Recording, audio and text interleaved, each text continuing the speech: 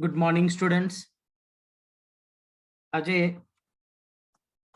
Standard 12th નું first lecture, જેમાં આપણે ચેપ્ટર નંબર 3 શ્રેણિકની શરૂઆત કરીએ છીએ. તો સૌથી પહેલા મૈત્રી શાહ તો સૌથી પહેલા આપણે શ્રેણિક અને આના પછીનું ચેપ્ટર છે ચેપ્ટર નંબર 4 નિશ્ચાયક. બંને એકબીજા ઉપર આધારિત છે, એટલે આપણે થોડીક બંને વચ્ચેનો જે ડિફરન્સ છે એ જોઈ લઈએ, પછી આપણે ચેપ્ટરની શરૂઆત કરીએ. તો સૌથી પહેલો પોઈન્ટ જોઈએ તો શ્રેણિકને સંકેતમાં આપણે બ્રેકેટ વડે દર્શાવીશું અને નિશ્ચાયક જે છે એને આપણે બે માનાંકનું ચિહ્ન હોય છે એ રીતે, માનાંક નથી પણ આ ચિહ્ન પ્રમાણે. સેકન્ડ થિંગ કે જે શ્રેણિક છે એ હંમેશા આવા પ્રકારે હશે. ધારો કે A B C D એટલે કે 2x2 એનો ઓર્ડર, એની કક્ષા 2x2 એટલે બે હાર, આ પહેલી હાર અને બીજી હાર, અને બે સ્તંભ એટલે પહેલો સ્તંભ અને બીજો સ્તંભ. પહેલી હારને આપણે R1 વડે દર્શાવીશું, બીજી હારને R2 વડે દર્શાવીશું, પહેલા સ્તંભને C1 અને બીજા સ્તંભને C2. અથવા 3x3 એટલે A B C D E F G H I એટલે કે 3x3 પ્રકારે. જ્યારે શ્રેણિક છે ને એ ચોરસ અથવા લંબચોરસ, એટલે આને ચોરસ એટલા માટે કહે છે કે 2x2 હાર અને સ્તંભની સંખ્યા સમાન છે. અહીંયા પણ હાર અને સ્તંભની સંખ્યા સમાન, 3 હાર ને 3 સ્તંભ. જ્યારે અહીંયા આગળ શું થશે? 2 3 5 1 6 7 એટલે કે આની જે કક્ષા કહીએ આપણે ઓર્ડર એનો, તો બે હાર છે અને સ્તંભ 3 છે, 1 2 અને 3. તેની કક્ષા થઈ 2x3. એટલે કે શ્રેણિક એ લંબચોરસ હોઈ શકે, ચોરસ તો હોઈ શકે, એવું જરૂરી નથી. બધા પોઝિટિવ ઋણ પણ હોઈ શકે, શૂન્ય પણ હોઈ શકે. તો 2x2 હોઈ શકે એટલે કે ચોરસ પણ હોઈ શકે અને લંબચોરસ પણ હોઈ શકે. બે કમ્પેરિઝન આપણે કરી. પહેલું તો એને સંકેતમાં જે દર્શાવીએ છીએ એ. સેકન્ડ કે આ હંમેશા ચોરસ હશે, એટલે કે નિશ્ચાયકની અંદર હાર અને સ્તંભની સંખ્યા હંમેશા સમાન મળશે. જ્યારે શ્રેણિકમાં હાર અને સ્તંભની સંખ્યા સમાન ન પણ હોય, એટલે ચોરસ ગોઠવણી પણ થાય અને લંબચોરસ પણ થાય. મેઇન પોઈન્ટ કે જે શ્રેણિક છે ને એ નિશ્ચાયક છે ને, નિશ્ચાયકનું આપણને મૂલ્ય મળે. તો કદાચ તમે ફિઝિક્સમાં ભણ્યા હશો, સદિશનો કાર્તીય ગુણાકાર I J K 1 2 3 3 5 6. તો એ જે નિશ્ચાયકનું મૂલ્ય શોધીએ છીએ એ જ પ્રમાણે આપણે શોધવાનું છે. તો નિશ્ચાયકનું આપણને અહીંયા આગળ મૂલ્ય મળે છે જ્યારે શ્રેણિકની અંદર ફક્ત એ સંખ્યાઓની ગોઠવણી છે. ચોરસ ગોઠવણી કે લંબચોરસ ગોઠવણી, એ ટૂંકમાં સંખ્યાઓની શું છે? ગોઠવણી છે. એટલે એનું મૂલ્ય નહીં મળે, હંમેશા એનો જવાબ એક શ્રેણિક ફોર્મમાં જ આપણને મળશે. તો આ એક બેઝિક સમજૂતી થઈ. ચેપ્ટર 3 અને 4 બંને એકબીજા ઉપર આધારિત છે ક્યાંક ને ક્યાંક. તો આપણે શરૂઆત કરીએ પહેલા ચેપ્ટર નંબર 3 થી, અને એમાં સૌથી પહેલા આપણે શ્રેણિકને સંકેતમાં દર્શાવીશું. ક્યારેક આવા બોક્સ વડે દર્શાવાય છે, અથવા જનરલી આપણે બોક્સનો જ ઉપયોગ કરીશું. ક્યારેક આવા કૌંસ વડે પણ દર્શાવાય છે, પણ આપણે બોક્સનો ઉપયોગ કરીશું. હવે શ્રેણિક શું છે? તો કે સંખ્યાઓ કે વિધેય કોઈ પણ હોઈ શકે. સંખ્યાઓ કે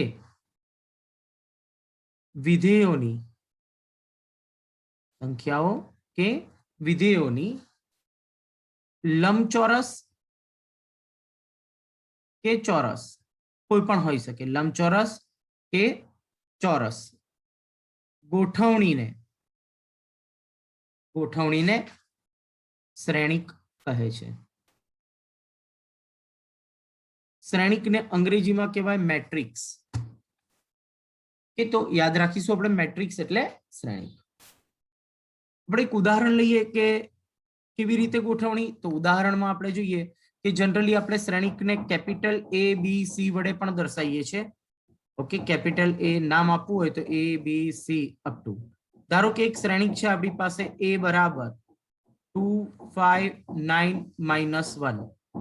તો આ શ્રેણિક કોઈ પણ શ્રેણિક છે તો અહીંયા આગળ એ શ્રેણિકમાં 4 ઘટકો થયા. તો અહીંયા આગળ આપણે જોઈએ 2 5 9 -1. તો આ બધા શ્રેણિકના શું છે? ઘટકો છે. તો શ્રેણિકના ઘટકો થયા. હવે શ્રેણિક કોઈ પણ આપેલો હોય તો સૌથી પહેલા એની આપણે આઈડેન્ટિફાઈ કરવું પડશે, એનો ઓર્ડર એટલે કે એની કક્ષા નક્કી કરીશું. તો કક્ષા કેવી રીતે નક્કી થશે? તો એમાં પહેલી હાર, આ બીજી હાર, પહેલો સ્તંભ અને બીજો સ્તંભ, એટલે ટૂંકમાં 2 હાર અને 2 સ્તંભ છે. તો એવા શ્રેણિકને આપણે 2x2 પ્રકારનો શ્રેણિક કહીશું. તો આપણે એને અહીંયા નીચે લખીએ. ઓકે, એનું આઈડેન્ટિફિકેશન થશે કેવા પ્રકારનો શ્રેણિક છે. તો 2x2.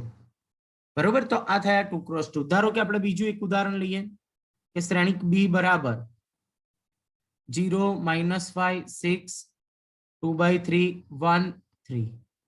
તો આ જે શ્રેણિક છે એમાં 2 હાર છે અને 3 સ્તંભ છે. તો એ શ્રેણિકનો પ્રકાર થશે 2x3. તો શ્રેણિકની જે ગોઠવણી છે, સંખ્યાઓની ગોઠવણી, એ લંબચોરસ કે ચોરસ હોઈ શકે.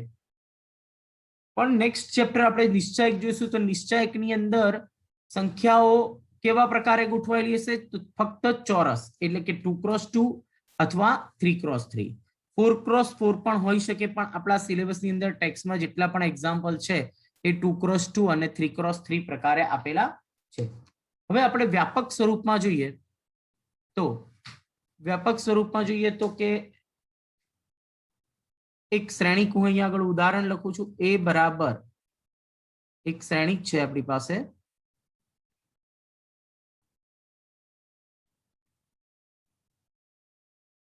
આ શ્રેણિક ને આપણે એની અંદર ઘટકો લખીએ છીએ. તો પહેલો ઘટક છે A11 A12 A13 up to A1n. ધ્યાનથી જો આ પહેલી હારના ઘટકો છે. યાદ રાખજો સ્ટુડન્ટ્સ કે એના કન્સેપ્ટ જેટલો ક્લિયર હશે, એક્ઝામ્પલ્સ એટલા સરળ થઈ જશે. તો સૌથી પહેલો પોઈન્ટ તો કે આપણે અહીંયા જોઈએ તો આ પહેલી હાર થઈ. A11 નો મીનિંગ એ થશે કે પહેલી હાર અને પહેલો સ્તંભ. A12 નો અર્થ થશે પહેલી હાર અને બીજો સ્તંભ. A13 પહેલી હાર અને ત્રીજો સ્તંભ. અને આ જે ઘટક છે A1n એટલે પહેલી હાર અને nમો સ્તંભ. એ જ પ્રમાણે આપણે આગળ જઈએ તો A21 A22 A23 up to A2n. Continuous કરીએ તો A31 A32 A33 up to A3n. એ જ પ્રમાણે આપણે રો વધારતા જઈએ તો આપણને લાસ્ટ રો ધારો કે લઈએ AM1 એટલે m મી રો, એનું પહેલો સ્તંભ. AM2 m મી રો અને બીજો સ્તંભ. AM3 અપ ટુ લાસ્ટ આવશે AMN. તો આપણી પાસે અહીંયા આગળ જે શ્રેણિક મળ્યો આપણને, તો ધ્યાનથી જુઓ તો એમાં કેટલી હાર છે? પહેલી હાર, બીજી હાર, ત્રીજી હાર અપ ટુ m મી હાર. પહેલો સ્તંભ, બીજો સ્તંભ, ત્રીજો સ્તંભ અપ ટુ nમો સ્તંભ. તો આ જે શ્રેણિક થયો એ m×n પ્રકારનો થયો. m×n પ્રકાર એટલે m અને n અહીંયા સમાન નથી, તો એ લંબચોરસ થશે. અને જો m અને n ની વેલ્યુ જો સમાન હોય, જેટલી હાર અને એટલા સ્તંભ હોય, તો આપણે એને લંબચોરસ કહીશું, એટલે કે ચોરસ થશે. અહીંયા m અને n સમાન નથી. હવે જો અહીંયા આગળ વ્યાપક સ્વરૂપમાં જોઈએ તો આ જે શ્રેણિક છે ને એને હું આ રીતે લખું છું AIJ. AIJ નો અર્થ એવો થાય i મી હાર અને j મો સ્તંભ. હવે કોઈ પણ આપણે શ્રેણિકનું ઘટક લઈએ તો આનો અર્થ એવો થાય, આનો અર્થ A23, આનો અર્થ એવો થશે A23 એટલે કે બીજી હારનો ત્રીજો સ્તંભ. ચેક કરી શકો છો, પહેલી હાર બીજી હાર એનો આ ત્રીજો સ્તંભ. તો A23 નો અર્થ થશે બીજી હાર અને ત્રીજા સ્તંભ એનો ઘટક. AIJ એટલે i મી હાર અને j મો સ્તંભ એવું કહી શકાય. અને આનો ઓર્ડર છે m×n. વ્યાપક સ્વરૂપમાં લખીએ છીએ. હવે જેમાં i નું મૂલ્ય કેટલું છે? તો કે જ્યાં આપણે જોઈ શકીએ છીએ કે આઈ નું મૂલ્ય એ 1 અને કોની વચ્ચે છે? એમ ની વચ્ચે છે. આઈ મી હાર એમ છે આપણી પાસે, અને જે સ્તંભ છે તો એ કુલ કેટલા સ્તંભ છે? એન. એટલે આપણે એવું કહી શકીએ કે આઈ મી હાર એઆઈ જે બરાબર આઈ મી હાર અને જેમો સ્તંભ. આઈ મી હાર અને જેમો સ્તંભ અને જેમો સ્તંભ. નેક્સ્ટ એના પછી તો શ્રેણિકની અંદર કુલ કેટલા ઘટકો છે એ આપણે આઈડેન્ટિફાઈ કરવું હોય. ધારો કે એક શ્રેણિક હું લખું છું અહીંયા આગળ 2 5 1 3 -6 2.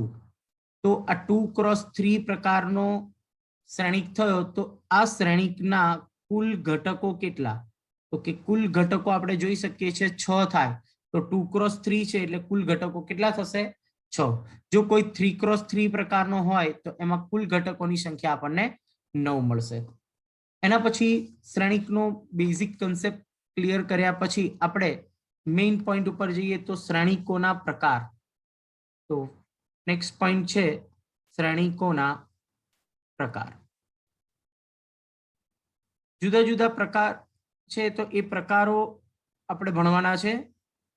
તેમાં ફર્સ્ટ પોઈન્ટ તો પહેલો પ્રકાર છે હાર શ્રેણિક. હાર શ્રેણિક એટલે શું? તો આપણે અંગ્રેજી વર્ડ્સ પણ યાદ રાખીશું જોડે જોડે. એને કહેવાય રો મેટ્રિક્સ. નામ જેવા જ ગુણ છે સ્ટુડન્ટ્સ. રો એટલે હાર, એટલે શ્રેણિક તો આપણને લખતા આવડી ગયું. હમણાં આપણે જોયું કે શ્રેણિકને કેવી રીતે લખાય. તો કે લંબચોરસ કે ચોરસની અંદર સંખ્યાઓની આપણે ગોઠવણી કરીએ છીએ. પહેલા તો હું ઉદાહરણ લઈ અને પછી આપણે વ્યાખ્યા જોઈએ. તો ધારો કે કોઈ એક શ્રેણિક છે તો એ શ્રેણિક 2 3 5 આ એક શ્રેણિક છે. એ સિવાય આપણે બીજો કોઈ શ્રેણિક લખીએ, ધારો કે 2 -5 8 0.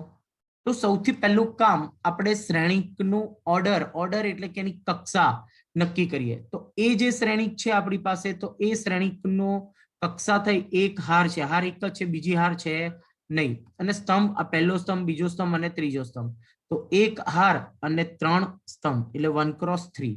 એ જ પ્રમાણે બી શ્રેણિક છે 1 ક્રોસ 4. એટલે એનો અર્થ એવો થયો સ્ટુડન્ટ્સ કે જો કોઈ શ્રેણિકમાં ફક્ત એક જ હાર હોય તો તેવા શ્રેણિકને હાર શ્રેણિક કહે છે. એટલે આપણે જો વ્યાખ્યા એ રીતે ન લખવી હોય તો સંકેતમાં લખવું હોય કે 1 ક્રોસ n. 1 એટલે આ પહેલો ઘટક હાર અને બીજો ઘટક એ સ્તંભની સંખ્યા દર્શાવે છે. તો 1 ક્રોસ n એટલે હારની સંખ્યા 1 અને સ્તંભની સંખ્યા n એટલે કોઈ પણ હોઈ શકે. 1 ક્રોસ n પ્રકારના શ્રેણિકને 1 ક્રોસ n પ્રકારના શ્રેણિકને હાર શ્રેણિક કહે છે. એટલે સૌથી પહેલા તો આપણને શ્રેણિક ઓળખતા આવડવું જોઈએ. તો હાર શ્રેણિક એટલે શું? તો કે હારની સંખ્યા 1 હોય, સ્તંભની સંખ્યા કેટલી પણ હોઈ શકે. ધારો કે આપણે એક ઉદાહરણ લઈએ કે a બરાબર 2 1.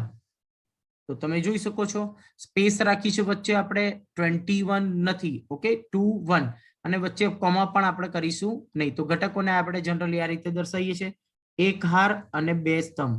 ઓકે, તો તમે જોઈ શકો છો 1 ક્રોસ n પ્રકારના શ્રેણિકને આપણે શું કહીશું? હાર શ્રેણિક કહીશું. નેક્સ્ટ એના પછીનો બીજો પ્રકાર છે આપણી પાસે તો સ્તંભ શ્રેણિક. સેકન્ડ પોઈન્ટ સ્તંભ શ્રેણિક. સ્તંભ શ્રેણિકને આપણે અંગ્રેજીમાં કહીશું સ્તંભ એટલે કોલમ મેટ્રિક્સ.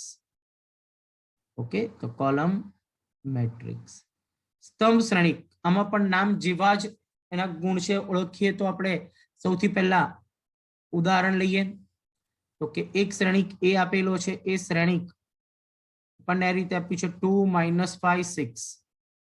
ઓર્ડર લખો એનો તો આપણે હાર જોઈએ તો અહીંયા પહેલી હાર, બીજી હાર અને ત્રીજી હાર. પણ સ્તંભ એક એટલે સ્તંભની સંખ્યા 1 હોય, હારની સંખ્યા કોઈ પણ હોઈ શકે. એટલે 3 ક્રોસ 1. બીજું એક ઉદાહરણ લઈએ બી બરાબર 8 9 -5 4. તો જોઈ શકો છો 4 હાર છે પણ સ્તંભ 1 છે. ઓકે, તો એના પરથી આપણે વ્યાખ્યા લખવી હોય તો વ્યાખ્યા આપણે લખી શકીએ n ક્રોસ 1 પ્રકારના શ્રેણિકને n ક્રોસ 1 પ્રકારના શ્રેણિકને સ્તંભ શ્રેણિક એટલે કે કોલમ મેટ્રિક્સ કહે છે કે સ્તંભ શ્રેણિક કહે છે. ઓકે, તો આપણી પાસે અહીંયા આગળ સ્તંભ શ્રેણિક અને હાર શ્રેણિકની વ્યાખ્યા જોઈ, એને ઓળખ્યું કેવી રીતે આઈડેન્ટિફાઈ કરીશું. તો હારની સંખ્યા 1 હોય અને સ્તંભની સંખ્યા 1 હોય. ઓકે, હારની સંખ્યા 1 તો એને આપણે સ્તંભ હાર શ્રેણિક અને સ્તંભની સંખ્યા 1 હોય તો એને આપણે સ્તંભ શ્રેણિક કહીશું. નેક્સ્ટ ત્રીજો પોઈન્ટ છે આપણી પાસે. તો ત્રીજો પ્રકાર છે ચોરસ શ્રેણિક. ચોરસ શ્રેણિક અંગ્રેજી વર્ડ્સ પણ આપણે સાથે સાથે યાદ રાખીશું. ચોરસ શ્રેણિક એટલે અંગ્રેજીમાં એને કહેવાય સ્ક્વેર મેટ્રિક્સ. ઓકે, તો આ પણ ખૂબ સરળ છે, આપણે આગળ ડિસ્કસ ઓલરેડી કરી દીધી છે કે ચોરસ ચોરસ ક્યારે થાય તો કે જ્યારે હાર અને સ્તંભની સંખ્યા સમાન હોય. ઓકે, તો ધારો કે ઉદાહરણ લખીએ, a બરાબર 2 5 1 6. તમે જોઈ શકો છો 2 હાર અને 2 સ્તંભ. એ સિવાય આપણે બીજું કોઈ એક શ્રેણિક લખીએ. ઓકે, 1 2 3 2 0 5 -4 1 0. તો આ પણ એક શ્રેણિક છે. તો આ શ્રેણિકનો પ્રકાર જોઈએ તો 3 ક્રોસ 3, 3 હાર અને 3 સ્તંભ. તો આવા શ્રેણિકને એટલે કે જે શ્રેણિકમાં હાર અને સ્તંભની સંખ્યા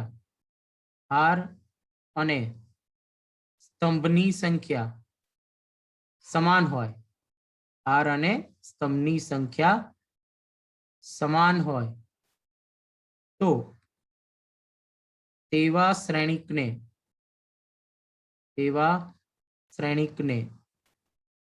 ચોરસ શ્રેણિક કહે છે. ચોરસ શ્રેણિક કહે છે એટલે ટૂંકમાં આપણે જોઈએ તો એટલું તો ખ્યાલ આવી જાય કે n ક્રોસ n પ્રકાર એટલે કે હાર અને સ્તંભની સંખ્યા બંનેમાં કેવી હોય, સરખી હોય. તો આવા શ્રેણિકને આપણે ચોરસ શ્રેણિક કહીશું.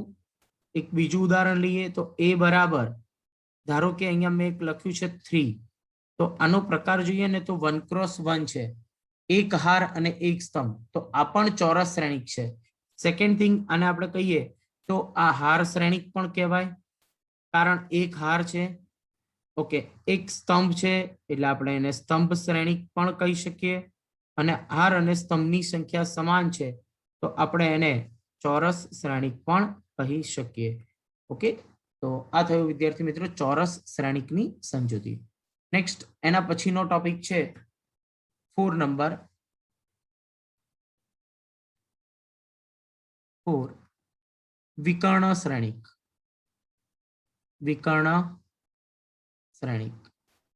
તો વિકર્ણ, તો વિદ્યાર્થી મિત્રો વિચારો કે ધારો કે આપણે ચોરસ આકૃતિ જોઈએ તો આ એના વિકર્ણો કહેવાય. લંબચોરસ છે તો આ એનો વિકર્ણ છે, બરોબર. પરંતુ અહીંયા આગળ આપણે શ્રેણિકની અંદર વિકર્ણ લેવાનો છે. તો ચોરસ શ્રેણિક આપણે ધારો કે આપણી પાસે છે, એમાં આ જોઈએ તો આ એનો વિકર્ણ કહેવાય, આ એનો અગ્ર વિકર્ણ કહેવાય. અને 1 5 છે ને એ એનો પ્રતિવિકર્ણ કહેવાય. ઓકે, તો અગ્ર વિકર્ણ અને પ્રતિવિકર્ણ. તો હવે આપણે અહીંયા આગળ ચર્ચા કરીએ તો આ વિકર્ણ કહેવાય, અહીંયા વિકર્ણ છે 1 0 0. ઓકે, અગ્ર વિકર્ણને જ આપણે વિકર્ણ તરીકે ઓળખીએ છીએ મેઇન. તો અગ્ર વિકર્ણના જો તમામ ઘટકો કંઈક હોય પણ એ સિવાયના બાકીના તમામ ઘટકો, એટલે આપણે જોઈએ તો બાકીના આ બધા ઘટકો, જો આ બધા ઘટકો એ 0 0 0 હોય તો એને આપણે વિકર્ણ શ્રેણિક કહીએ છીએ. તો વિકર્ણ શ્રેણિક એટલે અંગ્રેજીમાં કહેવાય ડાયાગોનલ મેટ્રિક્સ. ડાયાગોનલ એટલે વિકર્ણ. હવે એનું ઉદાહરણ જોઈએ પછી આપણે એની વ્યાખ્યા જોઈએ. તો ધારો કે આપણે પહેલા 3 ક્રોસ 3 નું એક ઉદાહરણ લઈએ. તો એમાં 3 0 0 0 -2 0 0 0 1. તો અહીંયા મેં એક શ્રેણિક લખ્યો છે. આ શ્રેણિકના તમે વિકર્ણના ઘટકો જોઈ શકો છો કે આ બધા વિકર્ણના ઘટકો છે. અગ્ર વિકર્ણ એના ઘટકો હોય અને એ સિવાય બાકીના તમામ ઘટકો એટલે કે અહીંયા આગળ આ એક અપર ટ્રાયેંગલ બને છે, અહીંયા આ લોઅર ટ્રાયેંગલ બને છે, તો વિકર્ણની ઉપર અપર ટ્રાયેંગલ અને આ નીચેનો લોઅર ટ્રાયેંગલ ના તમામ ઘટકો જો શૂન્ય હોય તો આવા વિકર્ણને કહેવામાં આવે છે વિકર્ણ શ્રેણિક. ધારો કે એક આપણે 2x2 નું ઉદાહરણ લઈએ તો b બરાબર ઓકે 5006, તો આ પણ એક 2x2 છે, ઓકે 3x3 છે, ચોરસ તો છે જ, સાથે સાથે વિકર્ણ પણ છે. વિકર્ણ શ્રેણી કેટલા માટે છે કે એમાં વિકર્ણના ઘટકો મળે એ સિવાયના તમામ ઘટકો શૂન્ય હોય તો એને કહેવામાં આવે વિકર્ણ શ્રેણી. ધારો કે આપણે એક ઉદાહરણ લઈએ કે 2 0 0 0 3 0. ઓકે, તો જો વિદ્યાર્થી મિત્રો આને ઓર્ડર થઈ 2 હાર અને 3 સ્તંભ, તો અહીંયા આગળ આ 2 3 એ વિકર્ણ નથી, પરફેક્ટ વિકર્ણ બને નહીં. એટલે પહેલી કન્ડિશન એ કે વિકર્ણ શ્રેણિક હોવા માટે એ શ્રેણિક ચોરસ શ્રેણિક હોવો જરૂરી છે. એટલે વ્યાખ્યાની શરૂઆત જ આપણે ચોરસ શ્રેણિકથી કરીશું. તો સૌથી પહેલા તો જોઈએ જે ચોરસ શ્રેણિકના ઓકે અગ્ર વિકર્ણના તમામ ઘટકો કોઈક હોય એમ અને એ સિવાયના બાકીના બધા જ ઘટકો 0 હોવા જોઈએ. તો જો હું અહીંયા આગળ આ જે વ્યાખ્યા છે એ સાંકેતિક ભાષામાં લખું છું કે ચોરસ શ્રેણિક એને આપણે AIJ કહી શકીએ. AIJ એ n ક્રોસ n પ્રકારે હશે. ઓકે, હવે વિકર્ણમાં કેવા ઘટકો હશે તો અહીંયા A11 A22 A33 એવા જ ઘટકો હશે, બરોબર. તો AIJ n ક્રોસ n માં તમે જુઓ I અને J જ્યાં સરખા નથી. ઓકે, હવે એક ડિસ્કસ કરીએ તો આપણે સૌથી પહેલા જે શ્રેણિક જોયો તો કે આ બધા ઘટકો હોય આ બધામાં I અને J સરખા નથી, બરોબર. તો જ્યાં સરખા નથી તો એવા બધા જ ઘટકો કેવા જોઈએ આપણે 0 જોઈએ. તો આપણે અહીંયા આગળ જોઈએ કે I અને J જ્યાં સરખા નથી તો એના માટે AIJ ના મૂલ્ય શું હશે 0 હશે. ઓકે, તો તેવા શ્રેણિકને વિકર્ણ શ્રેણિક કહે છે. તો વિકર્ણ શ્રેણિક માટે અગ્ર વિકર્ણના તમામ ઘટકો કંઈક હોઈ શકે, કોઈ પણ નંબર્સ હોઈ શકે. ઓકે, અને જ્યારે એ સિવાયના તમામ ઘટકો જ્યાં આની વેલ્યુ થાય A13 પહેલી હાર ત્રીજો સ્તંભ, આનું સ્થાન થાય A23 બીજી હાર ત્રીજો સ્તંભ, તો જ્યાં I અને J સરખા નથી તો ત્યાં બધા જ ઘટકો 0 હોય. હવે જો એ જે શ્રેણિક છે ને એ શ્રેણિકને આપણે આ રીતે પણ લખી શકીએ DIAG એટલે ડાયગોનલ્સ, પછી બ્રેકેટમાં 3 -2 અને 1 ત્રણ ઘટકો છે એટલે આ કહેવાશે 3x3 એટલે ડાયગોનલ્સ એટલે વિકર્ણમાં 3 -2 1 લખી દઈશું અને બાકીના તમામ ઘટકો શૂન્ય થઈ જશે. તો બી શ્રેણિકમાં પણ આપણે એ રીતે લખી શકીએ ડાયગોનલ ઓફ 5 6 એટલે 2x2 હશે, એમાં વિકર્ણ 5 6 અને એ સિવાયના બાકીના તમામ ઘટકો કેવા હશે શૂન્ય હશે. નેક્સ્ટ એના પછીનો ટોપિક જોઈએ તો 5મા નંબરનો ટોપિક છે આપણી પાસે એકમ શ્રેણિક. 5મો શ્રેણિકનો પ્રકાર એકમ શ્રેણિક. એકમ શ્રેણિક એટલે આપણે એને અંગ્રેજીમાં કહીશું આઇડેન્ટિટી મેટ્રિક્સ. Identity matrix. હવે આઇડેન્ટિટી એટલે શું?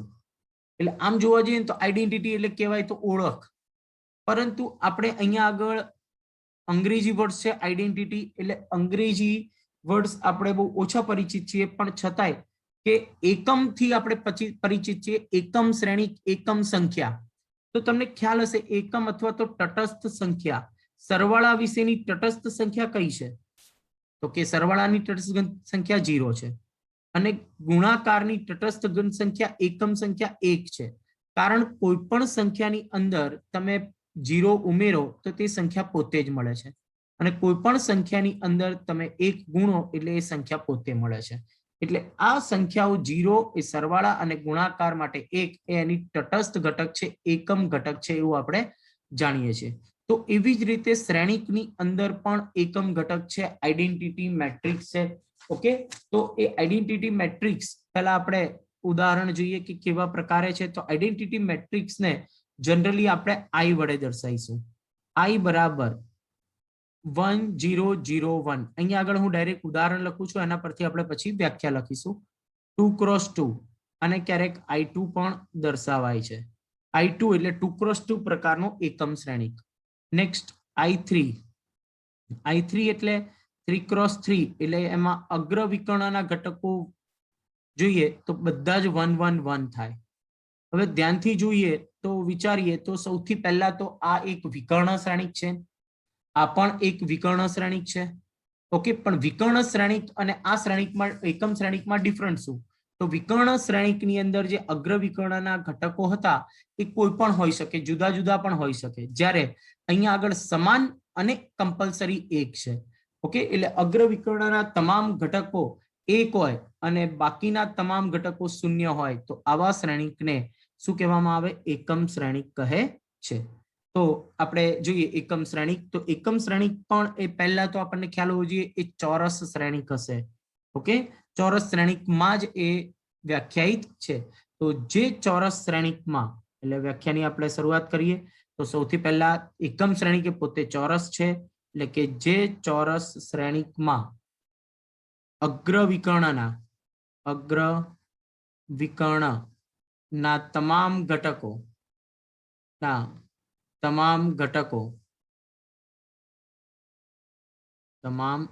ઘટકો એક હોય અને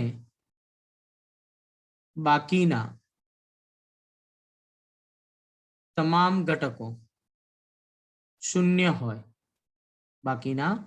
તમામ ઘટકો શૂન્ય હોય તો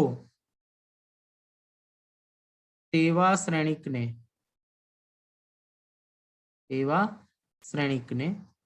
એકમ શ્રેણિક કહે છે તો એકમ શ્રેણિકની અંદર તો એ અગ્ર વિકર્ણના તમામ ઘટકો 1 1 પહેલું તો એ ચોરસ શ્રેણિક હશે ધારો કે આપણે લઈએ i1 એટલે શું થાય 1 એક હાર અને એક સ્તંભ વાળો શ્રેણિક તો એમાં 1 તો આ પણ એ એકમ શ્રેણિક જ છે એ i1 કહેવાશે i2 ની અંદર એ 2 હાર અને 2 સ્તંભ એટલે અગ્ર વિકર્ણના ઘટકો 1 1 અને બાકીના તમામ 0 એ જ પ્રમાણે i3 માટે અગ્ર વિકર્ણના તમામ ઘટકો 1 1 1 અને બાકીના બધા જ 0 તો આવા શ્રેણિકને એ વિકર્ણ શ્રેણિક તો છે જ સાથે સાથે એ એકમ શ્રેણિક પણ થશે સેકન્ડ થિંગ કે દરેક એકમ શ્રેણિક એ વિકર્ણ શ્રેણિક છે પણ વિકર્ણ શ્રેણિક આપણે લઈએ તો આ વિકર્ણ શ્રેણિક છે એ એકમ શ્રેણિક નથી ઓકે નેક્સ્ટ એના પછીનો પોઈન્ટ છે છઠ્ઠા નંબરનો પોઈન્ટ આપણે જોઈએ તો અદિશ શ્રેણિક છઠ્ઠા નંબરનો પ્રકાર છે આપણી પાસે અદિશ શ્રેણિક અદિશ એટલે આપણે એને કહીશું સ્કેલર ઓકે અને શ્રેણિક એટલે મેટ્રિક્સ તો સ્કેલર મેટ્રિક્સ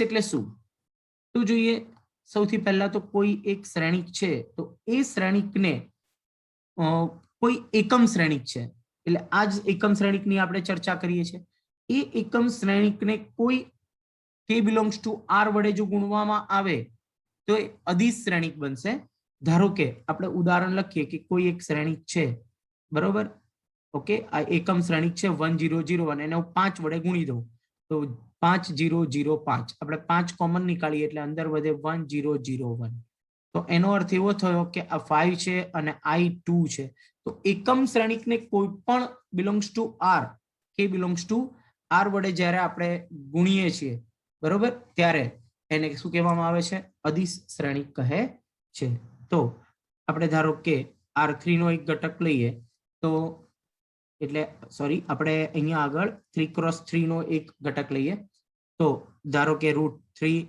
0 0 0 √3 0 0 0 √3 તો એનો અર્થ એવો થયો કે અહીંયા આગળ આપણે શું કર્યું છે કે એકમ શ્રેણિક જે i3 છે એ i3 ને √3 વડે આપણે શું કર્યા છે ગુણ્યા છે તો આવા શ્રેણિકને અદિશ શ્રેણિક કહે છે એટલે અદિશ શ્રેણિક છે એ પાછો વિકર્ણ શ્રેણિક તો છે જ એટલે વિકર્ણ હોય એટલે એ ચોરસ શ્રેણિક પણ થશે તો આપણે વ્યાખ્યા જોઈએ કે જો k belongs to r k belongs to r હોય તો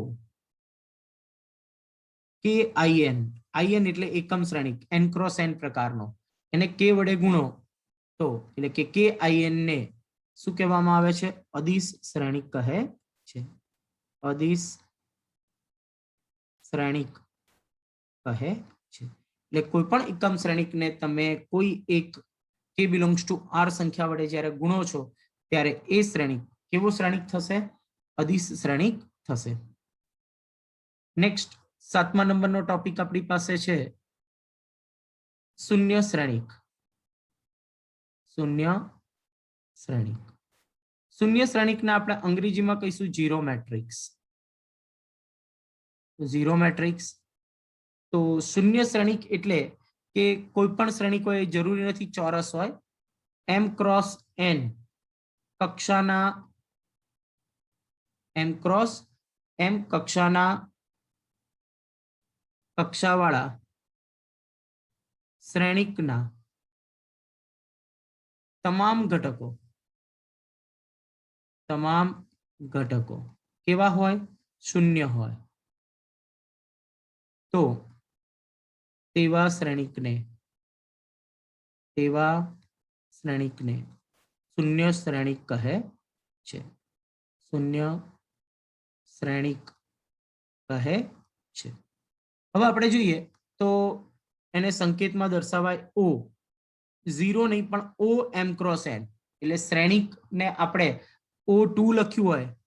ઓકે, O2 ક્રોસ 2 બરોબર. તો આનો અર્થ શું થાય કે એના 2 ક્રોસ 2 છે અને એના તમામ ઘટકો 0 0 0 છે. આવું આપણે કહી શકીએ છીએ. ઓકે, ધારો કે આપણે એક શ્રેણિક લઈએ એ શ્રેણિક, તો એના તમામ ઘટકો જો શૂન્ય હોય તો આનો પ્રકાર કયો છે? બે હાર અને 3 સ્તંભ. તો આને આપણે O2 ક્રોસ 3 પણ લખી શકીએ છીએ.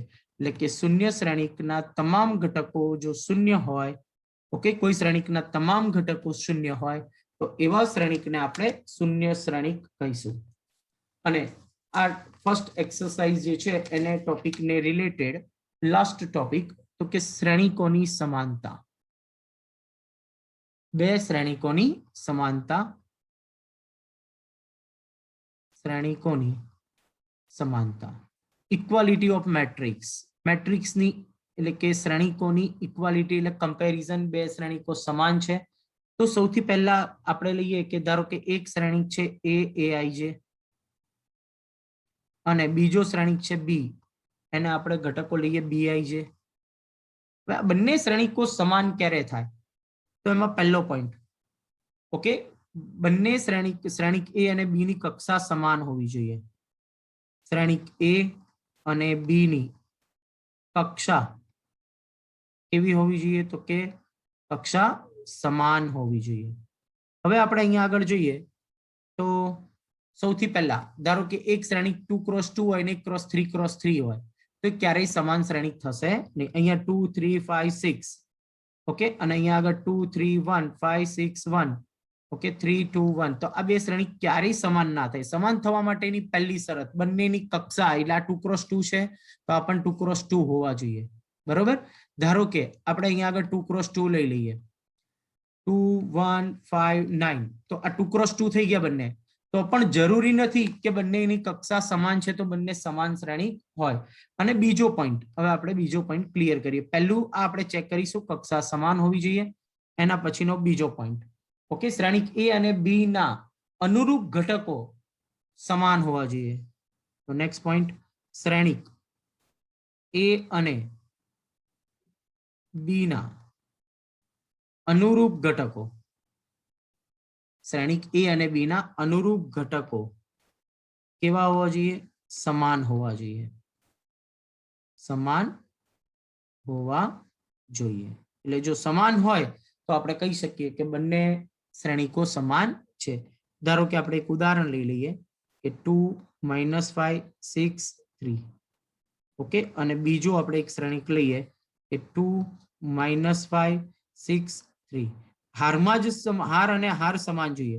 હવે 2 અને -5 જો આવી રીતે સમાન હોય તો ચાલે નહીં. અનુરૂપ ઘટકો એટલે કેવી રીતે? તો કે અહીંયા આગળ આપણે જોઈએ તો કે આ ઘટક અને આ ઘટક બંને સમાન હોવા જોઈએ. પછી આપણે ડિસ્કસ કરીએ તો -5 અને -5 સમાન હોવા જોઈએ. પછી આપણે જોઈએ તો આ 6 અને આ 6 સમાન હોવા જોઈએ. અનુરૂપ ઘટકો સેમ કલરથી મેં એમને હાઇલાઇટ કરેલા છે. ઓકે, તો આ અનુરૂપ ઘટકો સમાન હોય તો જ એ બે શ્રેણીકો સમાન છે એવું કહી શકાય. એટલે બે શરતો, બે શ્રેણીકો સમાન હોવા માટેની પહેલી શરત કે બંને શ્રેણીકો ની કક્ષા સમાન હોવી જોઈએ, અને બીજો પોઈન્ટ કે બંને શ્રેણીકોના અનુરૂપ ઘટકો સમાન હોવા જોઈએ.